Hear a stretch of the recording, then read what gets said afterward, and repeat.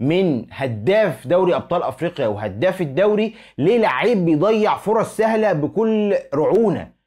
تاني كوره بنفس الشكل ده في الدوري، انفراد واضح وصريح يتصرف فيه تصرف غلط ويزنق نفسه. كوره سهله، انت بتصعبها على نفسك ليه؟ ليه الكوره استلمها بالشكل ده واروح انا لحضن محمد ابو جبل عشان خاطر ما اقدرش لا شوط لا في الضيقه ولا في الواسعه، فبالتالي تروح سهله لمحمد ابو جبل ويقدر يطلعها بسهوله.